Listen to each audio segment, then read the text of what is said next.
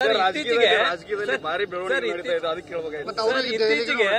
ರಾಷ್ಟ್ರೀಯ ನಾಯಕ ಬಿಜೆಪಿ ರಾಷ್ಟ್ರೀಯ ನಾಯಕರ ಜೊತೆ ಜಾಸ್ತಿ ಹಾಗೆ ಇವಾಗ ರಾಜ್ಯ ಬಿಜೆಪಿ ನಾಯಕರ ಜೊತೆನೂ ಸಂಪರ್ಕದಲ್ಲಿ ಇರ್ತಕ್ಕಂಥ ನೋಡಿ ಹಂಚ್ಕೊಂಡಿದ್ದಾರೆ. ಕೆಲವೊಂದು ಪಕ್ಷದಲ್ಲಿರುವಂತವರು ನಮ್ಮ ಕ್ಷೇತ್ರಕ್ಕೆ ಏನಾದ್ರು ಕೆಲಸ ಬೇಕಾದ್ರೆ ನಾವು ಬೇರೆ ಬೇರೆ ಮಂತ್ರಿಗಳ ಜೊತೆಗೆ ಶಾಸಕರ ಜೊತೆಗೆ ನಾವು ಭೇಟಿ ಆಗ್ತಿರ್ತೀವಿ.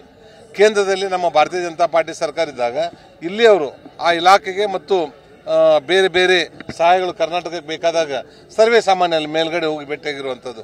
ಆ ರೀತಿ ಅವ್ರು ಮೇಲ್ಗಡೆ ಭೇಟಿಯಾಗಿ ಬಂದಿರಬಹುದು. ಈಗ ನಾನು ಇವತ್ತು ಮಾತಾಡಿದ ತಕ್ಷಣ ಅದಕ್ಕೆ ಬೇರೆ ಅರ್ಥ ಕಲ್ಪಿಸುವಂಥದ್ದು ಏನಿಲ್ಲ. ಡಿ ಕೆ ಶಿವಕುಮಾರ್ ಅವರು ಭಾರತೀಯ ಜನತಾ ಪಾರ್ಟಿಗೆ ಬರ್ತಾರೆ ಅಥವಾ ಮುರುಗೇಶ್ ನಿರಾಣಿ ಕಾಂಗ್ರೆಸ್ಗೆ ಹೋಗ್ತಾರೆ ಅನ್ನುವಂಥದ್ದು ಏನಿರೋದಿಲ್ಲ. ಈ ಭಾಗದ ಸಮಸ್ಯೆಗಳನ್ನು ಅವ್ರಿಗೆ ಅವರ ಗಮನಕ್ಕೆ ತರುವಂತ ಪ್ರಯತ್ನವನ್ನ ನಾನು ಮಾಡಿದ್ದೇನೆ.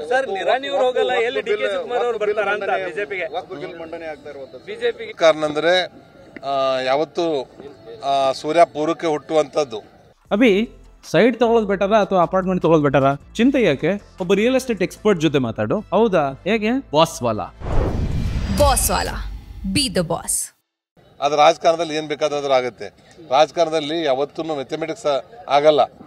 ಇದು ಇವತ್ತು ಏನಿದ್ರು ಕೆಮಿಸ್ಟ್ರಿ. ಇದು 2+2 4 ಆಗ್ಬೋದು, 10 ಆಗ್ಬೋದು, ಏನಾದರೂ ಆಗ್ಬೋದು. ಆ ರೀತಿ ಇದ್ದಾಗ ಒಂದೊಂದು ಪಕ್ಷದಲ್ಲಿ ಇರುವಂಥವ್ರು ಶಾಶ್ವತ ವೈರಿಗಳಿರಲ್ಲ ಮತ್ತು ಶಾಶ್ವತವಾಗಿರುವಂಥ ಮಿತ್ರರು ಇರಲ್ಲ. ಯಾವಾಗ ಏನು ಬೇಕಾದ್ರೂ ಚೇಂಜಸ್ ಆಗ್ಬೋದು, ಅದ್ರ ಕಾಯ್ದೆ ನೋಡಿ. ಇಲ್ಲ, ಅದನ್ನೆಲ್ಲ ಹೇಳಕ್ಕಾಗಲ್ಲ ನಿಮ್ಮ ಮುಂದೆ. ಅಲ್ಲ, ಅದು ನಮ್ಮ ಲೆವೆಲ್ದಲ್ಲಿ ಇಲ್ಲ. ಒಟ್ಟು ಅದು ಏನಿರ್ತೈತೆ ಅದು 4 ಗೋಡೆ ನಡುವೆ ಇರ್ತದೆ.